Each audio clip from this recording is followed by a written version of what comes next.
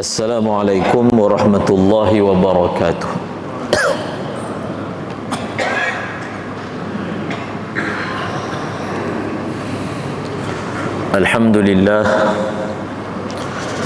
Alhamdulillah nahmaduhu wa nasta'inuhu wa nastaghfiruh wa nu'minu bihi wa natawakkalu alayhi wa na'udzu billahi min shururi anfusina wa min sayyiati a'malina.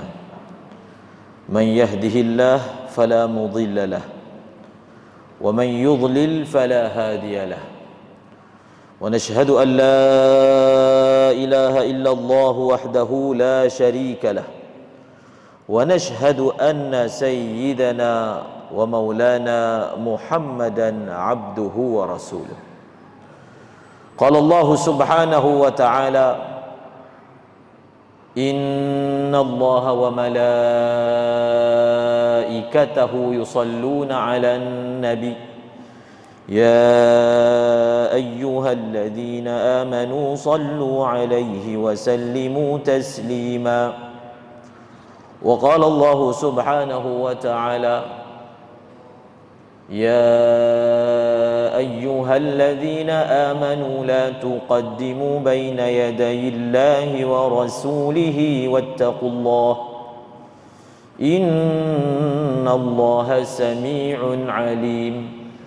يا أيها الذين آمنوا لا ترفعوا أصواتكم فوق صوت النبي ولا تجهروا له بالقول كجهر بعضكم لبعض أن تحبط أعمالكم وأنتم لا تشعرون.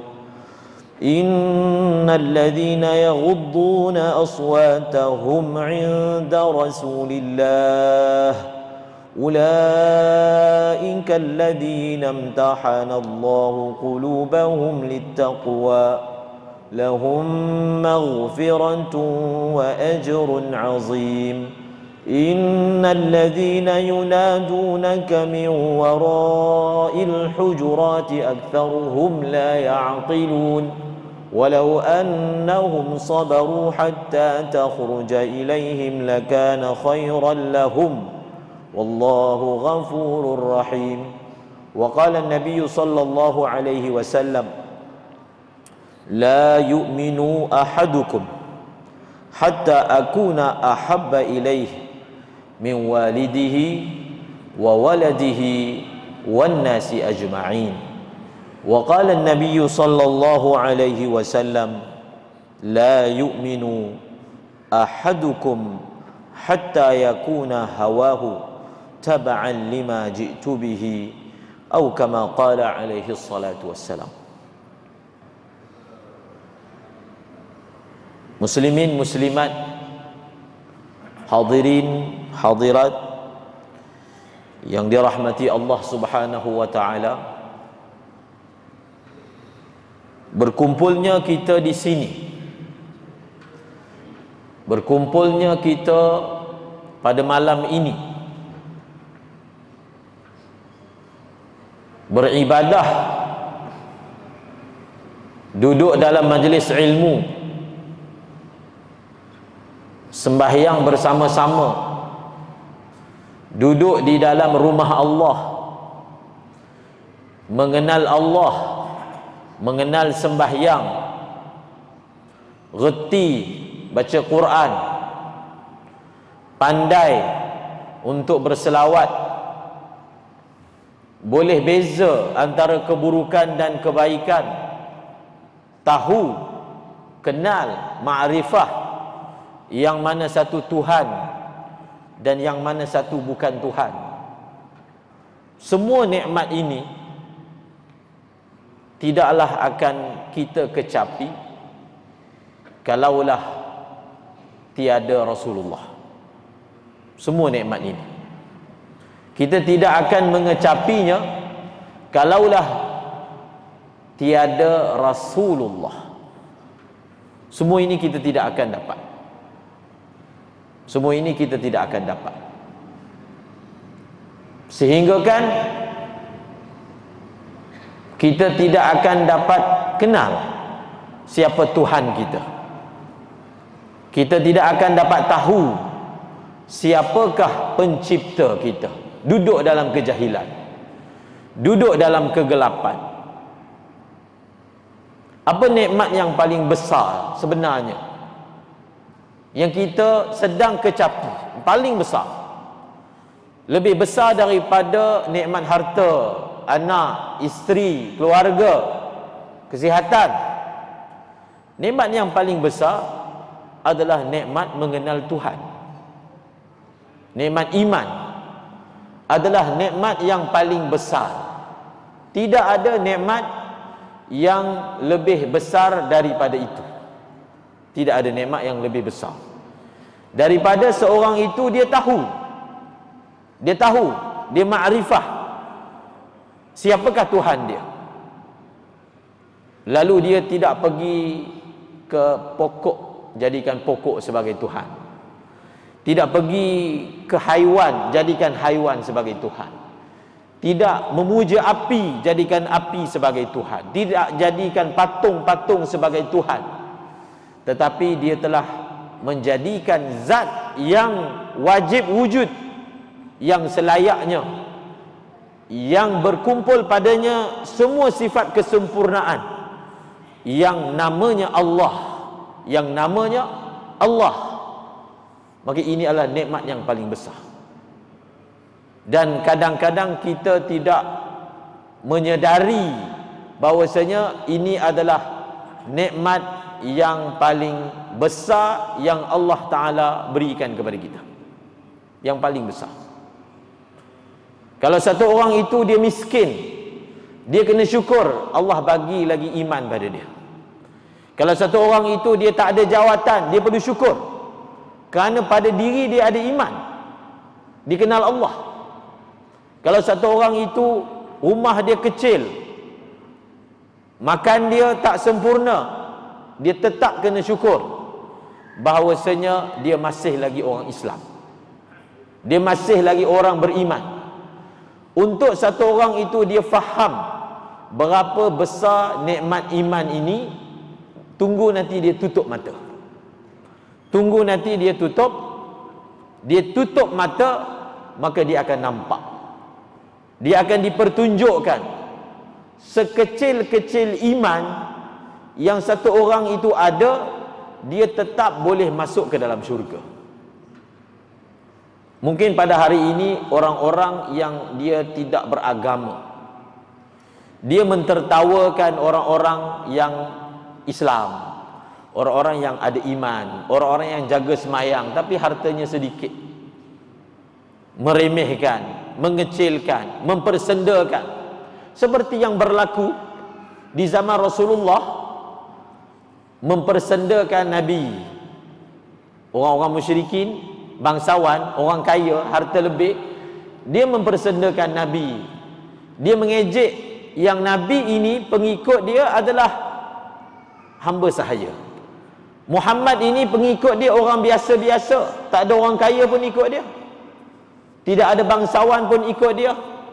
Mereka menggelar pengikut-pengikut Nabi ini sebagai araziluna, orang-orang rendah, orang kelas bawah, orang kelas bawah daripada masyarakat kita ni. Kalau dia ni betul, orang kelas atas akan ikut dia. Kalau dia ni betul, orang bangsawan akan ikut dia. Maka mereka telah mempersendakan Nabi dan para sahabat. Tetapi Allah Ta'ala sebut dalam Al-Quran, satu hari nanti dalam syurga, orang-orang ini yang dilihat lekeh di pandangan mata ahli dunia, orang-orang ini akan bersenang lenang, bersenda gurau, bergembira di dalam syurga, dan akan menggelakkan pula orang yang dulu di dunia menggelakkan orang yang dia mengamalkan agama. Oleh kerana itu, cara kita pujuk hati kita, kalaulah Allah kurangkan kita daripada segi dunia, pada diri kita ini masih lagi ada yang dipanggil apa? Iman. Masih ada lagi yang dipanggil Islam. Ini yang paling besar. Ini yang paling besar.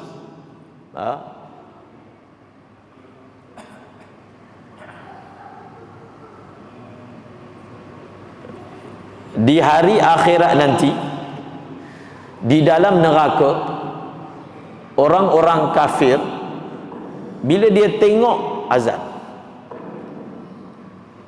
dulu. Di dalam sepotong hadis, Allah Subhanahu wa taala menceritakan, Nabi SAW menceritakan perihal orang-orang kafir yang duduk dalam neraka. Dia melihat bersama dengan dia ada orang-orang Islam yang mereka kenal dulu kat dunia, orang Islam. Lalu orang-orang kafir yang kekal dalam neraka ini, lebih kurang dia mengatakan kepada orang Islam ini, apa faedah kau jadi orang Islam? Apa faedah kau jadi orang Islam kalau engkau pun sama-sama duduk dalam neraka bersama dengan kami, di tempat yang sama yang kami pun duduk? Jadi apa faedah kau jadi orang Islam? Mendengar kata-kata ini, Allah Subhanahu wa taala dengan sifat ghirahnya. Ghirah ini kalau bahasa sifat manusia ini, iaitu dipanggil cemburu, yang sesuai dengan sifat Allah.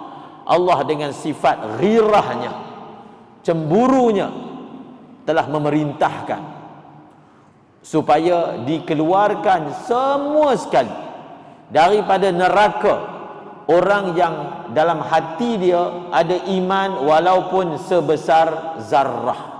Dikeluarkan. Dan selepas semua orang yang dalam hati dia ada iman walaupun kecil, walaupun sedikit, walaupun sebesar zarrah, dikeluarkan kesemuanya, tak tinggal walaupun satu orang, maka neraka telah ditutup, disil, buat selama-lamanya. Selepas hari itu tidak akan ada sesiapa lagi yang boleh keluar daripada api neraka. Yang tinggal itu adalah orang yang dalam hati dia tak ada iman walaupun sebesar zarrah. Inilah nilai iman. Ini adalah nilai la ilaha illallah.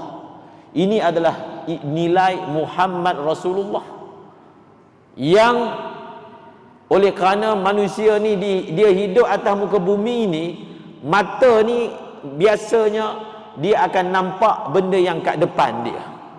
Yang dia nampak, kalau orang ni rumah besar, maknanya dia ni orang berjaya. Kalau orang ini duit banyak, maknanya dia berjaya. Kalau orang ni pangkat tinggi, kalau orang ni keturunan yang bagus-bagus, bangsawan. Jadi oleh kerana sifat kita ni, dia lebih percaya benda yang dia nampak, benda yang depan mata dia. Maka hiduplah manusia ini tertipu dengan dunia, tertipu. Lalu Nabi ni datang untuk sedarkan kita. Nabi ni datang untuk sedarkan kita, supaya kita jangan hanyut dengan pandangan mata kita. Jangan hanyut dengan pandangan mata kita. Jangan hanyut dengan apa yang orang selalu cakap. Nabi datang untuk sedarkan manusia bahawasanya di samping ataupun selepas dunia yang kecil ini ada dunia yang lagi besar, iaitu namanya kehidupan akhirat. Dalam masa yang singkat ini, hidup manusia 60-70 tahun, selepas itu ada masa yang lebih lama. Apa yang kamu tengok ini, kamu dapat ataupun tak dapat, jangan jadikan sebab untuk kamu rasa sedih. Jangan jadikan sebab. Dapat ke tak dapat, itu urusan takdir. Tapi jangan jadikan sebab untuk kamu sedih. Kerana apa? Sedih yang sebenar kalau tak boleh masuk syurga, itu sedih yang sebenar. Sedih yang sebenar kalau tak dapat hidu bau syurga, maka itu sedih yang sebenar. Maka datanglah Nabi, datanglah Nabi, datanglah Nabi untuk ingatkan manusia. Kana nasu ummatan wahidah faba'athallahu an-nabiyyina mubashshirina wa mundzirin. Manusia ni dia satu jenis.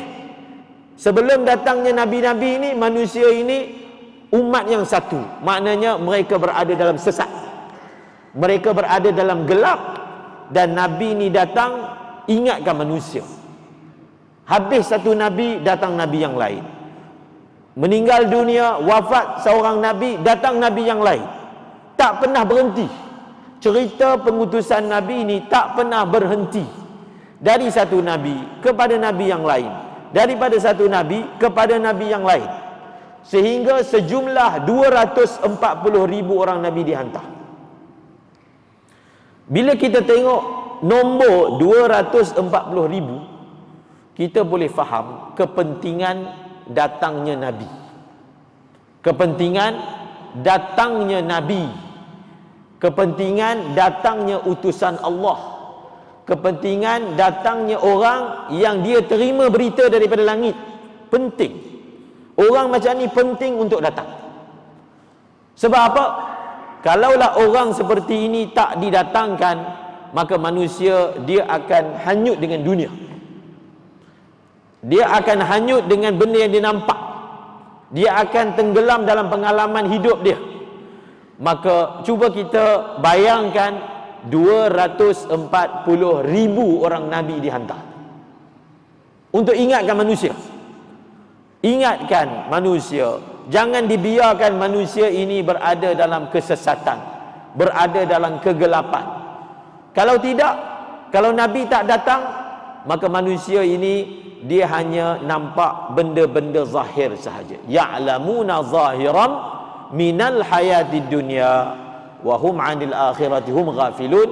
Mereka ini hanya tahu benda yang nampak, benda yang zahir sahaja.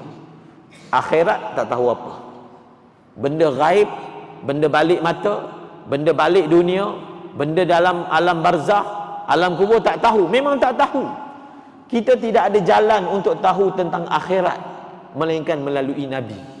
Kita tak ada tahu, kita tak ada jalan, tak ada sebarang alat yang boleh kita akses untuk tahu kehidupan di alam kubur melainkan dengan jalan pemberitahuan daripada nabi.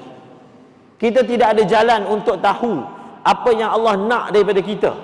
Allah nak kita ni buat apa.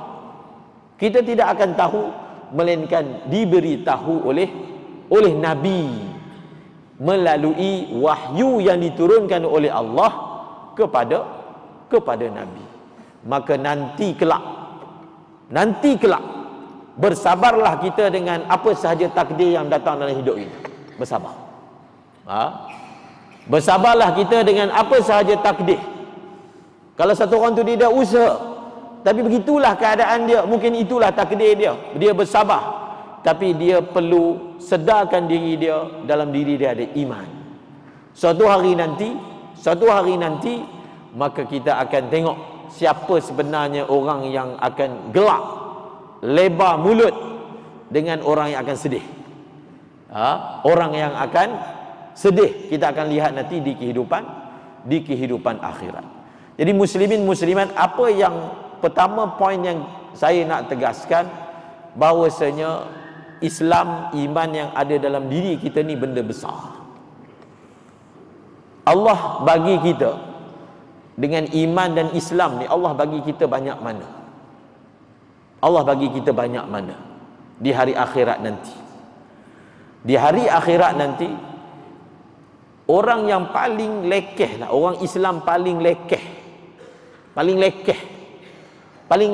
ni maksudnya dia kira ke atas muka bumi ni tak amal Islam betul-betul. Tak amal Islam betul-betul.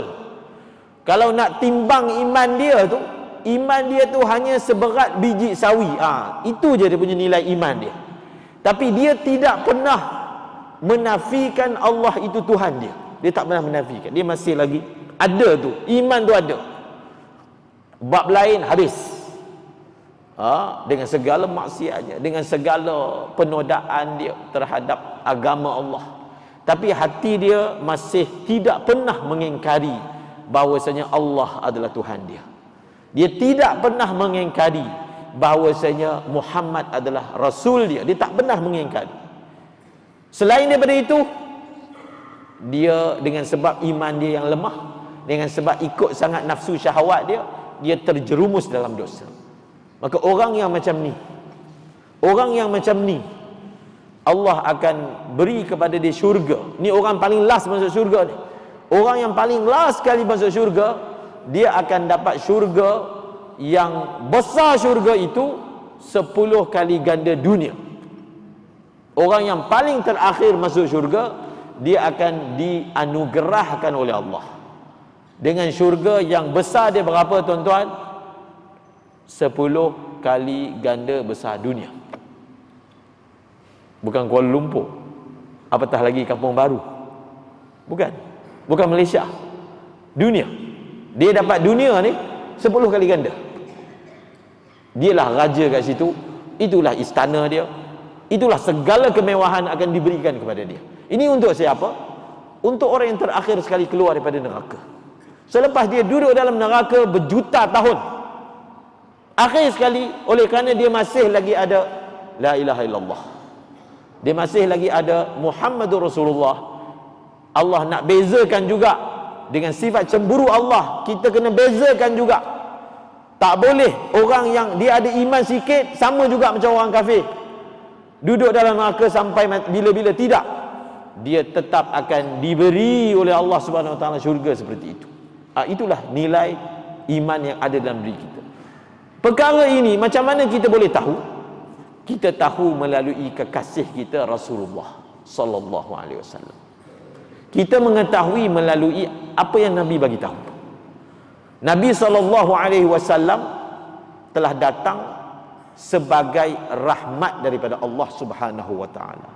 Wa ma arsalnaka illa rahmatan lil alamin.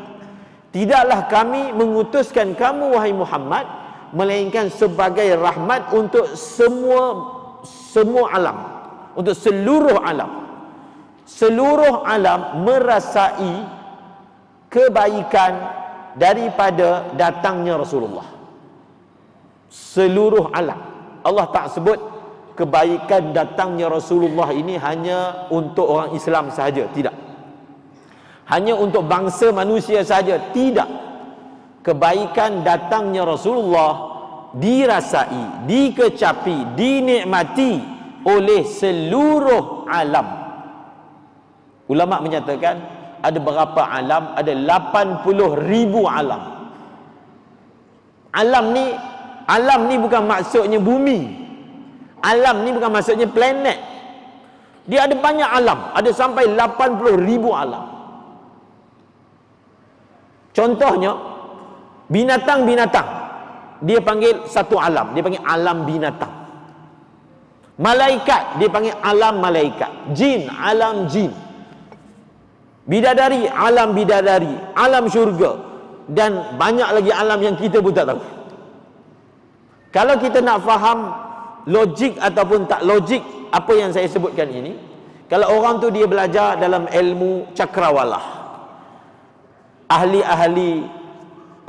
ahli-ahli yang pakar dalam bidang galaksi ini menyebut, kalau nak banding bumi ini dengan alam yang belum lagi diterokai, di sana ada Bima Sakti, di sana ada cakrawala, maka bumi ini macam hanyalah seperti butiran pasir saja. Bumi yang kita duduk ni, kalau nak banding dengan alam yang belum lagi diterokai, dia macam butiran pasir je. Ada alam yang kalau nak sampai ke sana, ini yang manusia boleh tahu. Belum lagi cerita yang manusia tak tahu. Keluasan alam ni, Bima Sakti, untuk kita terokai sampai hujung berdasarkan pengetahuan manusia, dia perlukan bilion tahun cahaya. Dia punya luas dia. Dia punya keluasan, dia perlu bilion tahun cahaya untuk sampai ke hujungnya.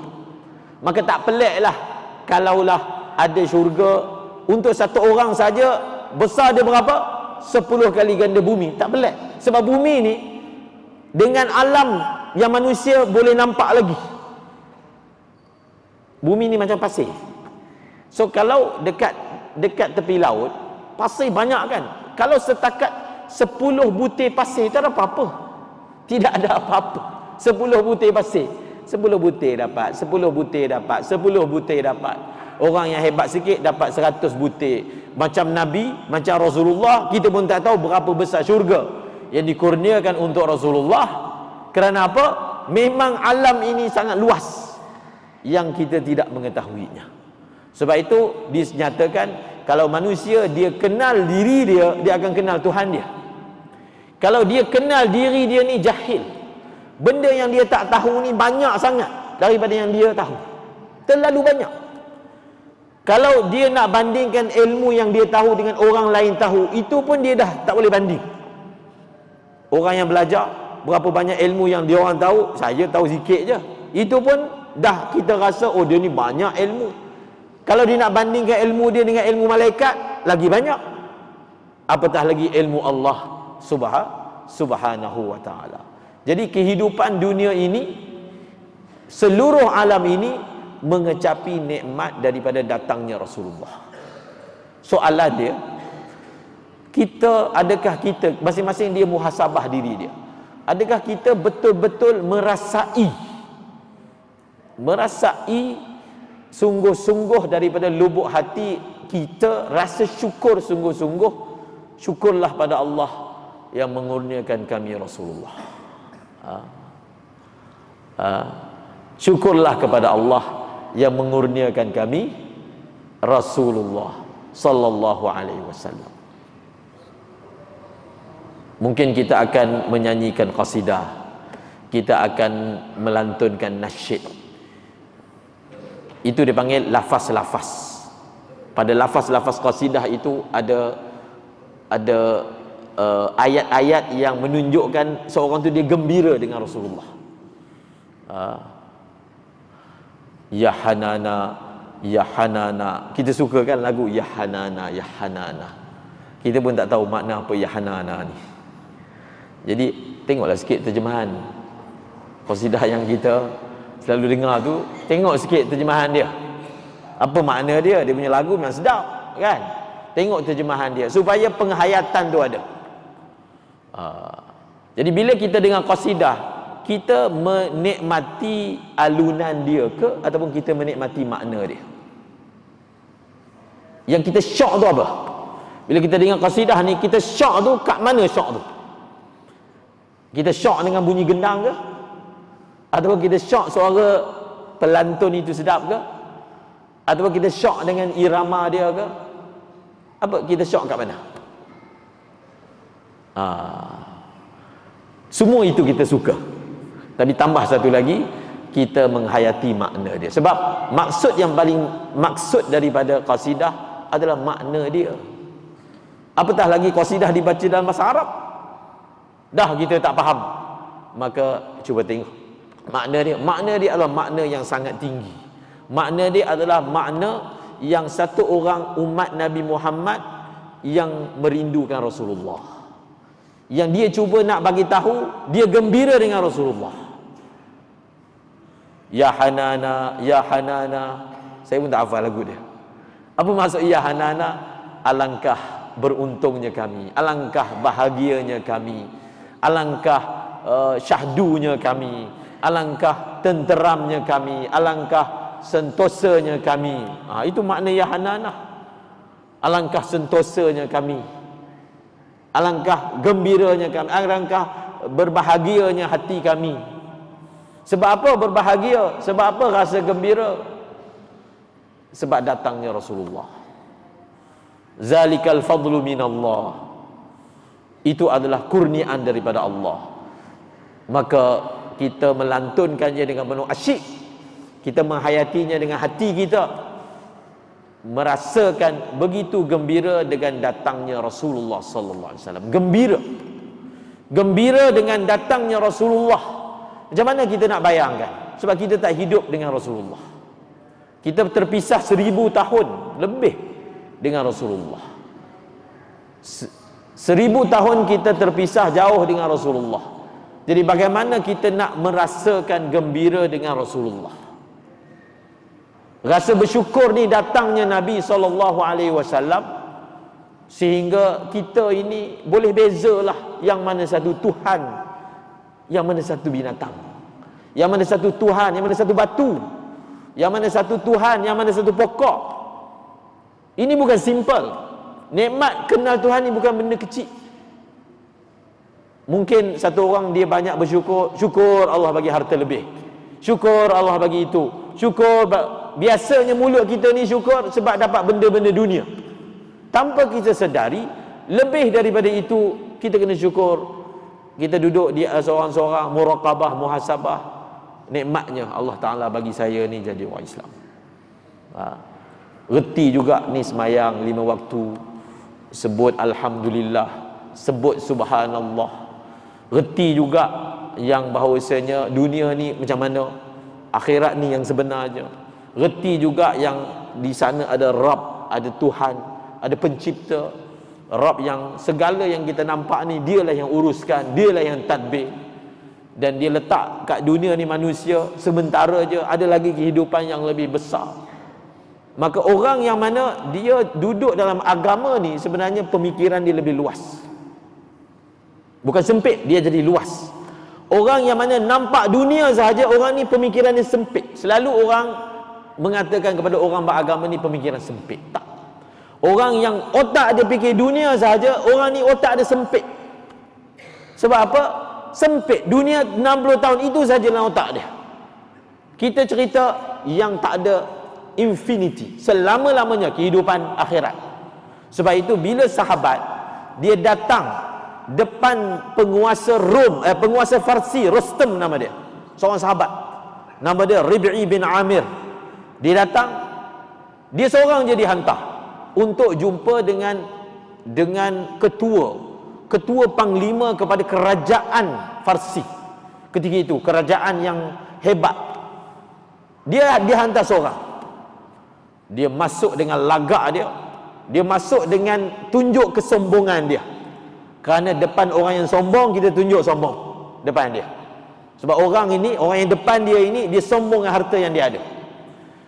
Mereka orang Farsi. Cuba baca sejarah Farsi, kekayaan dia macam mana, luar biasa.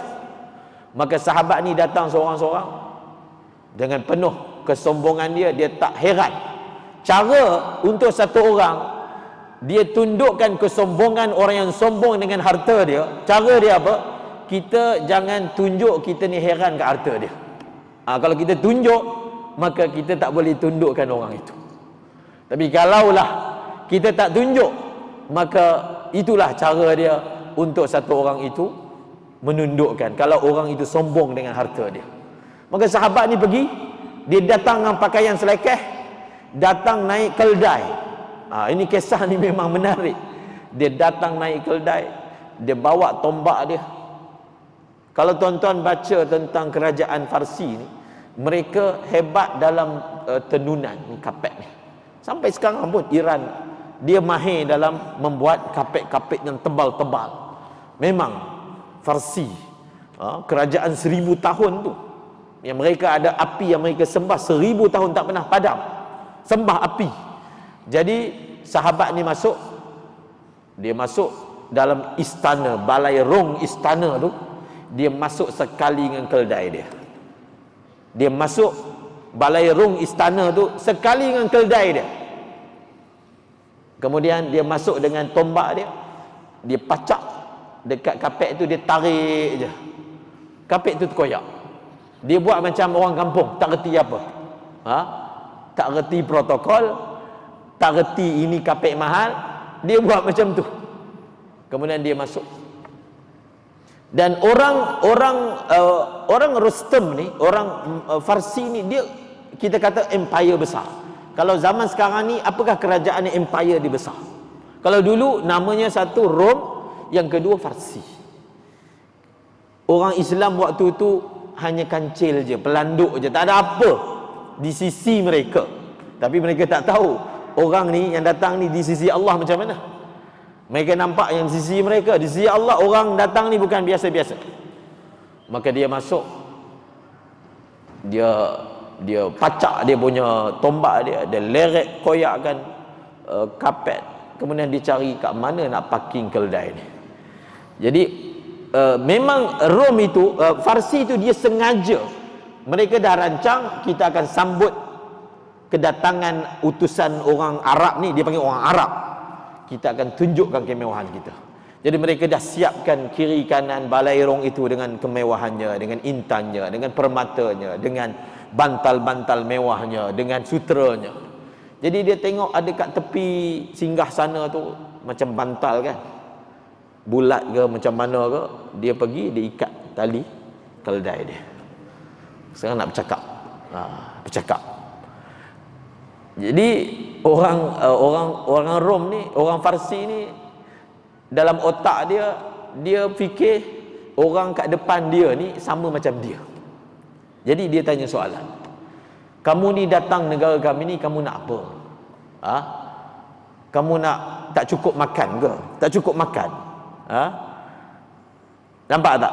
Cara tanya soalan itu, dia bagi tahu apa yang adalah hati dia. Dia ingat semua orang macam tu. Semua orang urusan dia dunia saja. Tidak. Siapa yang hantar kamu?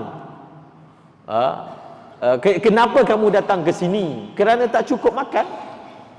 Kerana kesempitan hidup? Kalau itu sebabnya, kita orang akan hantar dana untuk bagi kamu cukup makan. Tak payah datang ke tempat kami ni. Tak payah ganggu negara kami.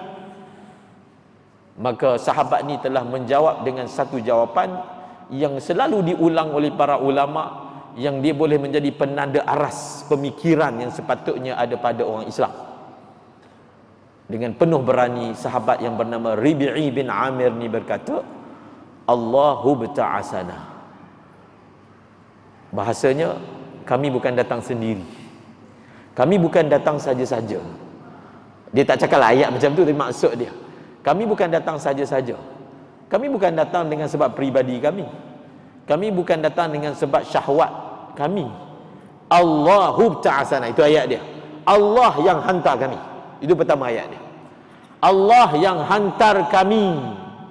Kami datang ni bukan sebab peribadi, bukan agenda peribadi. Allah yang hantar kami. Untuk apa? Linukhrija man syaa min ibadatil ibad ila ibadati rabbil ibad. Pertama, Allah hantar kami untuk apa? Keluarkan manusia daripada menjadi hamba kepada hamba. Keluar daripada menjadi hamba kepada hamba, menjadi hamba kepada Allah. Yang pertama. Wa min dhiqid dunya ila sa'atil akhirah. Daripada keluarkan manusia ni daripada kehidupan dunia yang sempit kepada keluasan akhirat. Yang kedua. Yang ketiga, wa min jawril adyani ila adlil Islam.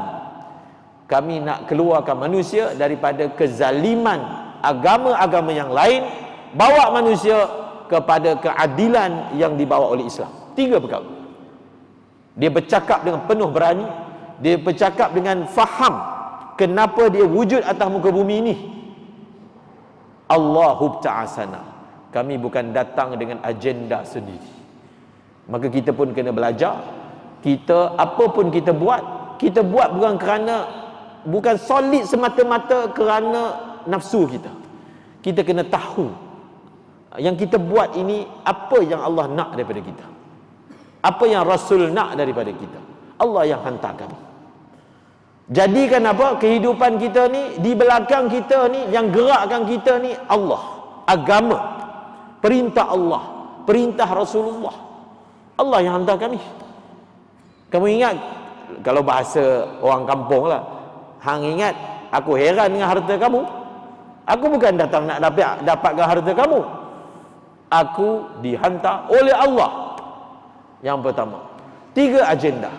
Pertama, keluarkan manusia daripada menjadi hamba kepada hamba, min ibadatil ibad.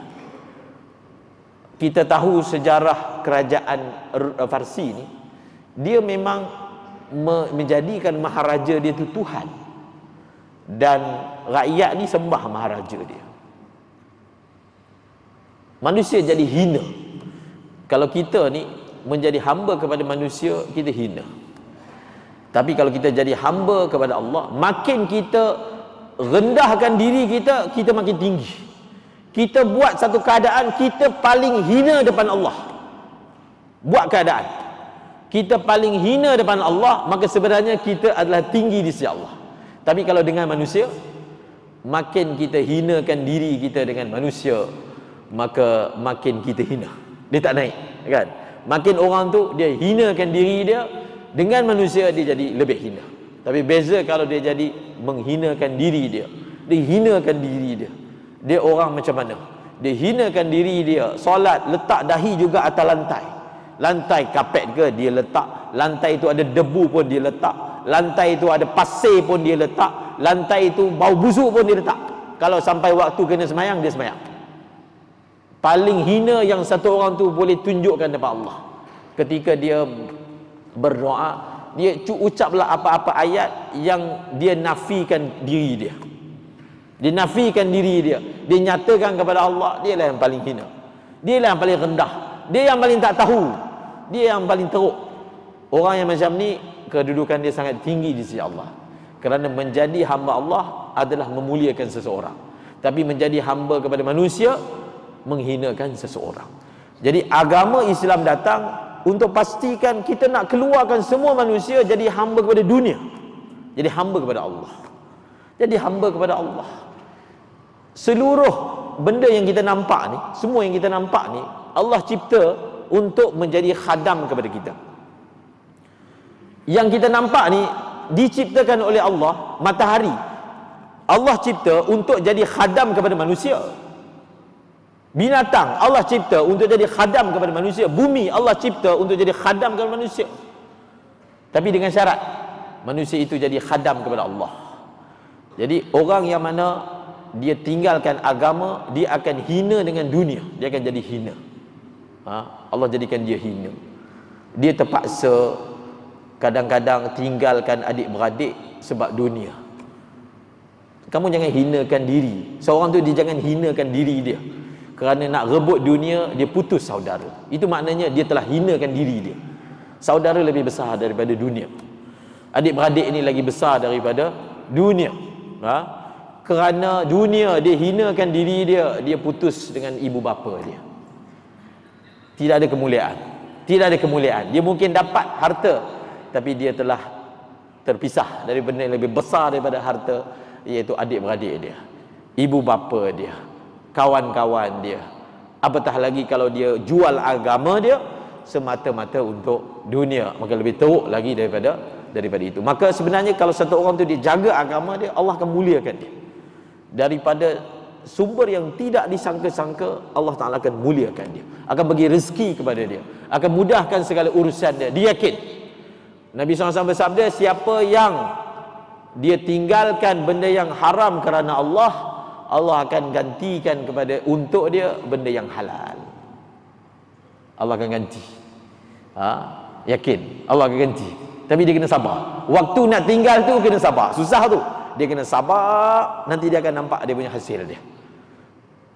Yang pertama. Yang kedua, daripada dunia yang sempit kepada keluasan akhirat. Dan yang ketiga adalah daripada kezaliman agama-agama yang lain kepada keadilan Islam. Dan perkara ini kita dapat adalah daripada Rasulullah sallallahu alaihi wasallam. Qul bi fadlillahi wa bi rahmatihi fabidzalika falyafrahu. Katakanlah olehmu wahai Muhammad, dengan kurniaan daripada Allah, dengan rahmat daripada Allah, hendaklah mereka itu merasa gembira. Merasa gembira dengan Rasulullah sallallahu alaihi wasallam. Semua yang kat depan saya ni, semua yang kat depan saya ni adalah umat Rasulullah, yang Rasulullah sangat mencintai kita semua, walaupun kita tidak pernah bertemu Rasulullah. Kalau satu orang itu dia rasa dia mencintai Rasulullah, hendaklah dia mengetahui bahawasanya Rasulullah lebih mengasihi dia. Kadang-kadang manusia ini dia sendiri tak kasih diri dia sendiri. Manusia ni, umat Nabi ni, dia macam anak degil. Begitulah. Kita fahamkan anak degil. Ayah ni tengok anak ni apalah nak jadi. Dia tak tahu ke benda yang dia buat ni tak elok. Benda ni akan rosakkan diri dia. Kita kan ada pengalaman seperti itu. Kita punya pengalaman, kita orang lain punya. Tapi kita boleh bayangkan. Saya cuba nak nak fahamkan umat Nabi yang nakal ni, dia macam anak yang nakal. Kita tak cakap jahat lah, nakal. Sebab Nabi tengok umat dia macam ayah tengok anak dia. Dia tak kata anak dia jahat, dia kata anak dia nakal. Walaupun anak dia jahat, orang lain akan panggil anak dia jahat, tapi kenapa dia sebut perkataan nakal? Sebab dia ada sayang lagi kepada ni kan zuriat dia, ini daripada keturunan dia, ini darah daging dia, maka dia kata anak dia nakal. Begitulah perumpamaan umat-umat yang menyimpang ni, seperti anak-anak yang nakal. Nabi SAW bersabda, perumpamaan aku dan perumpamaan kamu seperti apa? Seperti satu orang lelaki menyalakan api. Bila dia menyalakan api, cahaya datang, kunang-kunang ni, kelkatu ni, bila dia tengok cahaya, dia meluru terbang datang nak pergi kat cahaya. Dan lelaki ni pula kibas, jangan datang, jangan datang. Dia jauhkan kelkatu itu daripada mendekati api tadi. Kelkatu itu sangka cahaya yang dia nampak tu adalah cahaya yang akan bagi sinar dalam hidup dia, bagi kebaikan. Lelaki tu faham, kalau kelkatu ni pergi datang, dia akan mati, dia akan hancur, dia akan terbakar. Kelkatu dia ingat api itu cahaya, dia tertipu dengan cahaya lampu daripada api, lalu dia terbang menderu-deru kelkatu. Kita bayangkan kelkatu menderu-deru datang ke api, dan lelaki ini mengusir kelkatu ni, jangan datang, jangan datang. Maka begitulah perumpamaan Nabi, kasih dia kepada kita. Dia kata begitulah juga kamu, Nabi kata, meronta-ronta mahu masuk ke dalam neraka, dan aku tarik kamu, aku peluk pinggang kamu, tarik bahagian pinggang ni supaya jangan masuk. Tapi kamu meronta, aku tarik, kamu meronta, aku tarik. Begitulah yang Nabi umpamakan usaha yang Nabi lakukan. Jadi maknanya apa? Nabi lebih sayang diri kita daripada kita sayang diri kita sendiri. Nabi lebih sayang. Sebab apa? Sebab apa manusia dia tak sayang diri dia? Sebab dia jahil. Dia tak faham. Betul-betul tak faham. Tak faham betul-betul. Yang mana satu ayat yang betul? Tak faham betul-betul ke? Tak faham, tak betul-betul faham. Benda apa yang memudaratkan dia? Benda apa yang memberi manfaat kepada dia? Hidup ni ada benda yang akan mudaratkan kita kalau kita buat. Mudarat kat sana, bukan cerita sini ni. Dan mudarat dan beri manfaat. Kita tak tahu, tak reti, jahil, zalim. Itu Quran sifatkan manusia memang macam tu. Innal insan zaluman jahula. Zalim diri sendiri, jahil, tak tahu. Maka datanglah seorang Nabi yang pada ketika usia dia 40 tahun di Gua Hira, pada malam-malam yang tertentu telah didatangi oleh satu lembaga yang dia tak pernah kenal sebelum itu. Lembaga itu memeluk dia dengan kuat, sehingga Nabi kata dia peluk aku dengan kuat sampai habis kudrat aku, habis nafasku. Kemudian dilepaskan, disuruh baca Iqra. Maka aku menjawab, aku tidak pandai membaca. Dia peluk lagi kuat, grip, sampai habis kudrat aku, habis nafas. Kemudian dilepaskan, baca, aku tidak pandai membaca. Maka begitulah yang dilakukan kepada Rasulullah. Dan Rasulullah balik daripada Gua Hira dalam keadaan menggeletar, dalam keadaan panik, dalam keadaan ketakutan. Apa benda yang baru dilihat oleh Nabi SAW? Maknanya apa? Hari pertama Nabi dilantik menjadi Nabi, Nabi telah menerima suatu benda yang berat. Daripada hari yang pertama, sifat dakwah itu berat sampailah penghujung nafas Rasulullah sallallahu alaihi wasallam. Hari yang pertama Nabi SAW menerima wahyu, diajar oleh Allah, wahyu ni benda yang berat. Nak terima ni bukan benda yang senang. Sehingga dipeluk 3 kali habis nafas, balik dalam keadaan ketakutan. Apabila Nabi menyaringkan dakwahnya, ditolak, dihina, dicaci, dicerca. Kalau Nabi ni tak melakukan dakwah, Nabi akan jadi orang yang diusung. Orang tak akan kacau Nabi. Orang musyrikin Mekah ni tidak pernah kacau Nabi. Bahkan mereka muliakan. Mereka kata inilah orang yang kami percaya, inilah orang yang kami letak amanah kami. Tapi bila Nabi mengajak mereka kepada Allah, maka mulalah pada hari itu mereka telah mengatakan ini tukang sihir. Siapa yang pernah orang kata kat dia gila kerana agama? Siapa pernah? Tak pernah.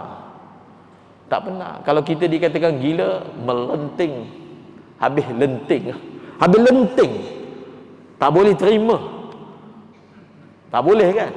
Tapi ketahuilah Rasulullah dikatakan gila hampir setiap hari semasa di Mekah. Dia kata ini laki gila, ini laki tukang sihir, ini laki tukang tilik. Siapa yang orang pernah kata dia tukang sihir? Sebab dia ngajar agama ke, ngajar ngaji, orang panggil dia tukang sihir? Tak ada kan? Siapa yang orang pernah waktu dia semayang letak perut kambing ke atas badan belakang dia? Dia tengah semayang, orang tak suka dia semayang, bau sembelih kambing, ambil perut kambing, isi usus apa semua dengan tai sekali, letak atas belakang dia. Siapa pernah? Tak ada. Rasulullah pernah diperlakukan seperti itu. Di mana? Sebelah Kaabah. Di mana? Sebelah Kaabah, bukan kampung baru. Di sebelah Kaabah, ketika Nabi sedang solat, Abu Jahal dengan kuncunya, mereka baru sebelih unta. Unta bukan kambing. Unta lagi besar perut dia. Letakkan perut unta yang ada tahi semua darah di belakang tubuh Nabi sallallahu alaihi wasallam ketika Nabi sallallahu alaihi wasallam sedang solat. Nabi SAW apabila Allah perintahkan untuk dakwah secara terang-terangan, Nabi SAW, Allah Ta'ala berfirman, fasda' bima tu'maru wa a'rid 'anil musyrikin. Nyaringkan, sebut terus terang dengan apa yang kamu telah diperintahkan. Maka bila Nabi mula sahaja berdakwah secara terang-terangan, bermulalah episod yang Nabi telah diperlakukan dengan macam-macam. Nabi macam mana Nabi dakwah? Cuba kita baca sikit macam mana Nabi dakwah. Jangan baca Madinah aja. Madinah memang hebat. Madinah memang syok. Baca Mekah. Tak ada Madinah kalau tak ada Mekah. Tidak ada. Bila kita cerita hijrah, jangan hanya bicara tu Madinah tu. Bicara Mekah. Sebab Mekah adalah foundation. Dia adalah asas kepada Madinah.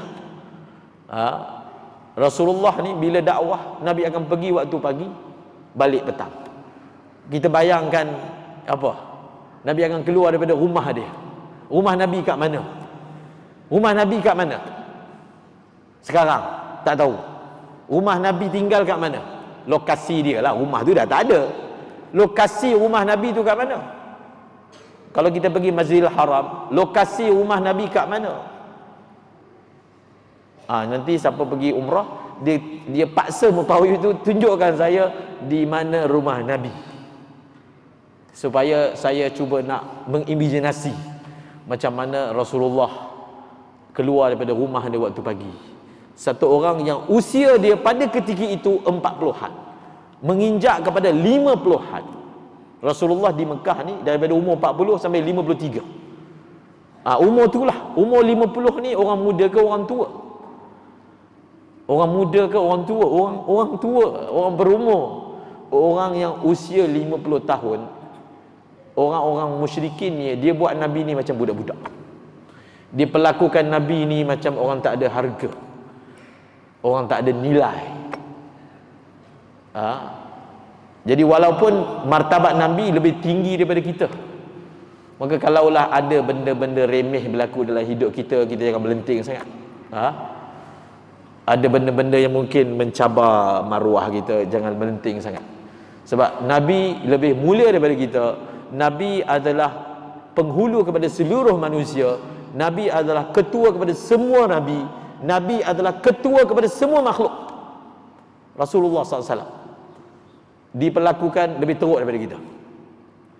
Maka sebab itu bila Rasulullah wafat, siapa yang sebut? Rasulullah sebut ataupun sahabat sebut, semua musibah selepas kematian Rasulullah ni, semua musibah adalah ringan. Maksudnya semua musibah yang berlaku, kalau nak dibandingkan dengan musibah wafatnya Rasulullah, maka musibah yang lain ni semua tak ada apa-apa. Semua Rasulullah, semua musibah yang berlaku, kalau nak bandingkan dengan musibah Nabi ni wafat, tak ada apa-apa, tak ada apa-apa langsung. Tak ada apa-apa langsung, kecil sahaja. Musibah yang paling besar, musibah wafatnya Rasulullah sallallahu alaihi wasallam. Jadi Rasulullah keluar daripada rumah dia pada waktu pagi, pergi ke pasar, pergi ke pintu-pintu, ajak manusia, wahai manusia, ucaplah la ilaha illallah, kamu akan berjaya. Wahai manusia, tinggalkanlah sembah berhala. Wahai manusia, ucaplah kepada aku, ajak kamu kepada syurga yang besarnya seluas langit dan bumi. Wahai manusia, ucaplah la ilaha illallah. Ada satu orang sahabat, dia mengatakan, masa aku belum lagi Islam, aku tengok di pasar ada satu orang lelaki, dia bercakap dengan manusia dan orang kerumun dia, dan dia kata kepada manusia, ya ayuhan nas qulu la ilaha illallah tuflihu. Wahai manusia, ucaplah la ilaha illallah, kamu akan berjaya. Tolong ucap. Itu dakwah Nabi. Tolong ucap. Paling kurang ucap, kalau mati pun tak semayang ke apa, masih boleh masuk syurga. Jangan sampai tak ucap la ilaha illallah. Sebab itu Nabi pujuk pakciknya, wahai pakcik aku, tolonglah ucap la ilaha illallah. Tolonglah ucap walaupun sekali. Kalau kamu dah ucap, aku yang selebihnya aku uruskan. Begitu. Nak minta syafaat dengan Allah supaya memaafkan pakcikku. Tapi kalau dia punya visa tu tak ada, visa nak masuk syurga tak ada, kunci nak masuk syurga tak ada, bukan visa, kunci nak masuk syurga tak ada, maka Nabi tak boleh buat apa-apa. Maka ucaplah la ilaha illallah. Paling kurang ucap supaya aku boleh gunakan berhujah depan Tuhanku untuk selamatkan kamu. Maka sahabat ni kata, aku tengok dia dikerumun oleh orang ramai, dan bila dia mengajak manusia kepada Allah, ada orang yang meludahnya, ada orang yang menamparnya, ada orang yang memukulnya. Itu semua adalah berlaku di Mekah. Itu Rasulullah lebih tinggi daripada kita, lebih mulia daripada kita. Dan kita hidup beragama ni tak ada apa-apa masalah pun. Maksudnya kalau hidup kat Malaysia apatah lagi, secara umumnya satu orang tu dia tak ada masalah kalau nak amalkan agama. Secara umumnya macam itulah. Melainkan dia yang tak puas hati, rasa ada masalah aja. Sebenarnya tak ada masalah pun. Dia yang rasa macam ada masalah. Secara umumnya tak ada masalah. Tak ada siapa nak lempang kita kalau kita semayang. Tak ada siapa nak ludah muka kita kalau kita semayang. Tak ada siapa nak jerut tengkuk kita kalau kita tak semayang. Tak ada. Kalau kita semayang, tak ada. Tapi Rasulullah sallallahu alaihi wasallam telah diperlakukan semua perkara ini. Jadi bila sahaja Maulidur Rasul, semua perkara ini kita perlu ingat untuk menambah cinta kita kepada Nabi. Cara kita nak tambah cinta kepada seorang, kita cuba ingat apa jasa dia buat pada kita. Kalau kita dah lupa sangat mak bapak kita, dia duduk muhasabah, dia fikir balik apa jasa. Kalau dia kata tak ada, mak bapak saya tak ada apa jasa pun, begitu sekali mungkinlah dia ada pengalaman tak elok masa kecil dia. Paling kurang dia ingat, paling kurang lah, kalau tak ada mak bapak dia tak wujud. Paling kurang yang tu je, paling akhir lah. Kalau dia rasa ibu ayah dia tak ada langsung jasa pada dia, yang ni dia tak boleh nafikan. Kalau tak ada ayah dia, kalau tak ada mak dia memang tak ada. Noktah, tak ada lain dah. Sebab melahirkan dia adalah titik kepada segala-galanya. Dia dilahirkan adalah titik kepada semua benda yang dia kecapi sekarang. Biarlah dia nafikan dia hidup seorang masa kecil, dia macam mana sekarang ini, semua apa yang dia dapat ni hasil titik peluh dia, tak ada sekupang pun belanja daripada mak ayah dia, kalau dia rasa macam tu. Tetapi semua itu tidak akan ada kalau dia tak dilahirkan. Kalau dia tak dilahirkan, kalau ibu dia tak sabar simpan dia dalam perut 9 bulan, walaupun ibu dia tak suka dia, lepas melahirkan buang, contoh. Teruk sangatlah contoh. Tetapi dia kena terima kasih kepada ibu yang buang dia, yang sanggup sabar simpan dia 9 bulan dalam perut, yang boleh buang lebih awal daripada itu. Kalau buang lebih awal daripada itu, maknanya dia tak wujud, tak hidup atas muka bumi ini. Itu kalau kita rasa tak ada apa-apa.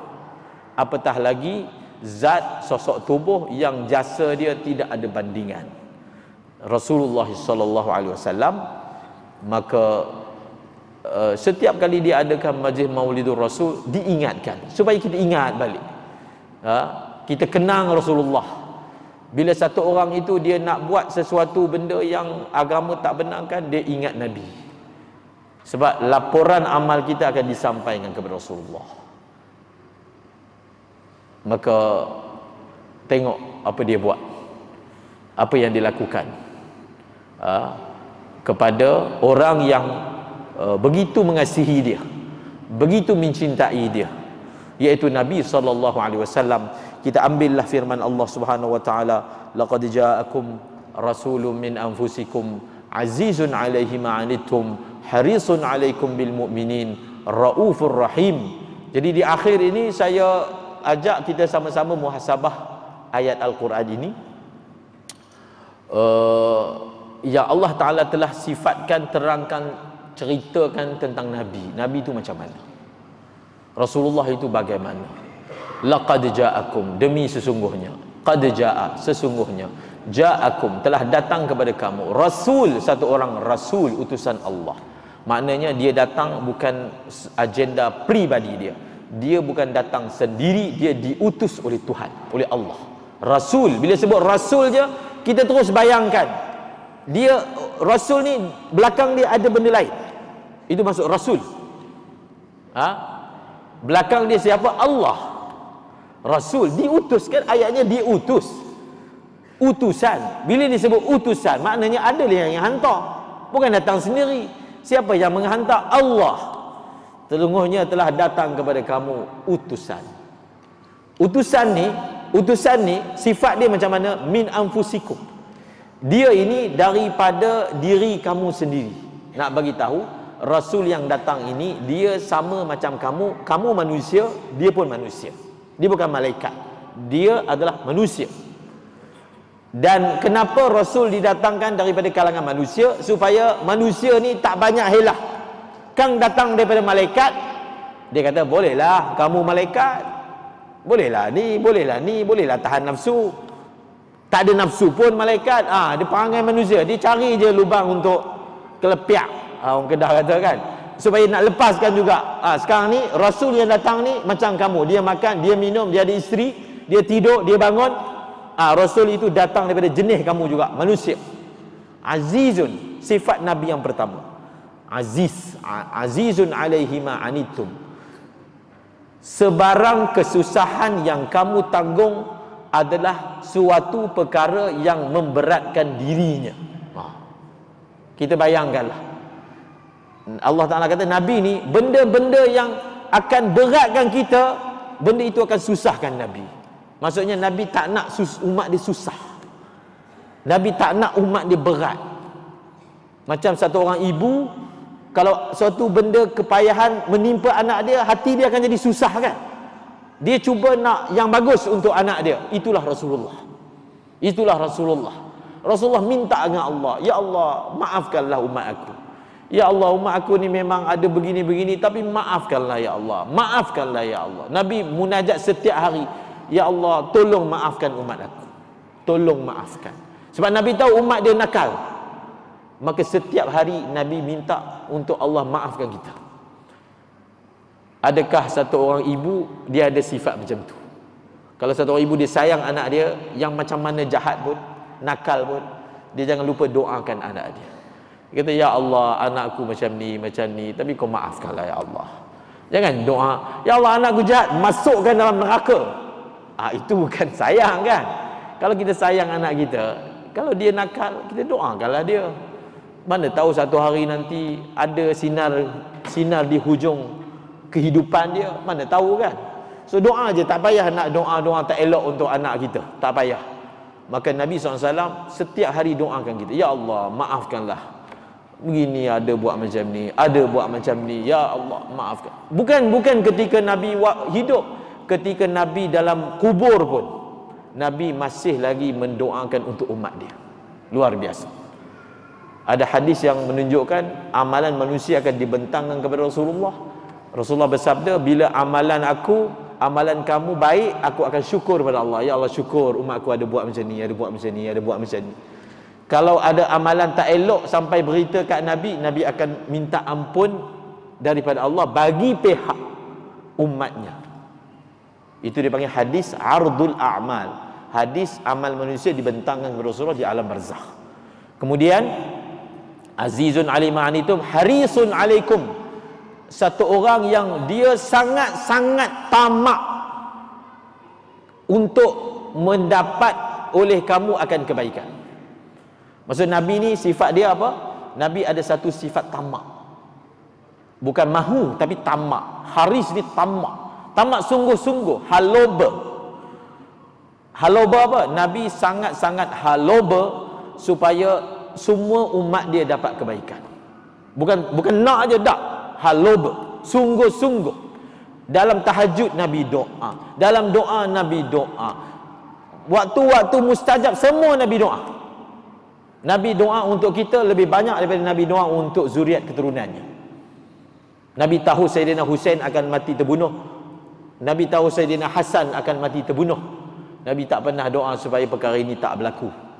Tetapi untuk umat Nabi, Nabi doa setiap hari. Nabi ada satu sifat apa? Tamak, haloba supaya semua umat dia dapat kebaikan. Minta dengan Allah, rayu dengan Allah, macam mana umat aku ya Allah, masukkan ke dalam syurga. Bagilah sebab-sebab, maka Allah Ta'ala turunkan kepada Nabi banyak sebab-sebab supaya umat Nabi ni dimaafkan. Jalan kaki pergi masjid, diampunkan dosa. Ambil wuduk, diampunkan dosa. Buat begini, diampunkan dosa. Ini semua adalah daripada doanya Rasulullah sallallahu alaihi wasallam, sebab dia tahu umat dia nakal, banyak buat dosa, kita semualah. Maka Nabi SAW kasihan kepada kita lebih daripada kita mengasihi diri kita sendiri. Yang alaikum bil mu'minin raufur rahim. Dan Nabi ini adalah sangat pengasih, Nabi ini sangat penyayang. Rauf ni kan sifat Allah, Nabi juga dipanggil rauf. Rahim kan sifat Allah, Nabi juga dipanggil rahim. Kalau Allah dipanggil Rauf, maha pengasih, Rahim, maha penyayang, Rasulullah pun begitulah sifatnya. Maknanya sifat kasih Nabi ni kepada umat dia sifat yang kemuncak, luar biasa. Nabi sayang kepada umat yang luar biasa. Maka rugilah. Sebab itu ada syair yang berbunyi, ya Rasul, ya Allah, ada doa yang berbunyi, ya Allah, saat di hari akhirat nanti Engkau jangan pisahkan Nabi dengan kami dengan Rasulullah. Kat dunia kita sebut nama Nabi, kita duduk dalam maulid Nabi. Rupa-rupa kat akhirat kita tak duduk dengan Nabi. Sangat apa kita kata? Sangat tak ada apa-apalah hidup satu orang. Kita tak pernah tengok Nabi kan? Kita tak pernah jumpa Nabi. Jangan sampai ke akhirat nanti kita pun tak jumpa Nabi. Sebab ada di kalangan umat Nabi, di Telaga Kausar nanti, dia datang, Nabi boleh kenal umat dia. Nabi kenal kita ni dengan air wuduk, cahaya. Dia akan ada cahaya kat muka, ada cahaya kat tangan. Nabi tahu ini umat dia. Tapi ada di kalangan umat Nabi, bila dia mendekati Nabi, nak minum daripada Telaga Kausar, Nabi halau dia. Nabi kata, pergi. Nyah, menjauh. Ada di kalangan umat yang akan dikatakan seperti itu. Sebab di padang mahsyar nanti harapan kita, pergantungan kita, tempat kita nak lepas diri Rasulullah sahaja. Kalau tempat kita nak bergantung tu pun kita tak boleh gantung, kita nak pergi mana? Semua Nabi pun akan bergantung dengan Rasulullah. Bukan kita, semua Nabi akan bergantung dengan Rasulullah. Maka kalau tempat bergantung itu pun kita tak boleh gantung, maka itulah penyelesaian yang tidak ada sempadan dia. Maka kita doa dengan Allah, ya Allah, seperti mana kau hadirkan cinta kepada Nabi dalam hatiku di dunia, dan aku duduk dalam majlis seperti ini untuk tambahkan lagi cinta kepada Nabi. biar bertambah, biar kekal, biar istiqamah sampai mati, sampai nafas yang terakhir. Maka kumpulkan aku dengan Rasulullah SAW di hari akhirat. Kemuncak kepada nikmat kita kenal Nabi ni, kemuncak dia. Orang yang mana kita selalu dengar, orang yang kita selalu baca tentang dia, orang yang kita selalu sebut nama dia, kemuncak paling nikmat kita jumpa dia. Betul tak? Ada orang kita suka, ini kat dunia ni, oh dia ni kita baca hebat ni, hari yang kita jumpa dengan dia macam mana? Begitu nikmat sekali. Jadi 1000 tahun kita terpisah dengan Nabi. Kita selalu sebut dalam sembahyang kita, sebut dalam azan kita, sebut dalam selawat kita. Tak putuslah satu hari ni, satu orang ni semua orang sebut Nabi lah. Maka kemuncak dia apabila kita dipertemukan dengan tubuh fizikal, jasad Rasulullah sallallahu alaihi wasallam. Semoga nikmat ini semua daripada kita dapat. Semoga nikmat ini dikecapi juga oleh zuriat keturunan kita. Dan semoga Allah Subhanahu wa taala jadikan kita juga sebab orang-orang lain juga dapat mencintai Rasulullah.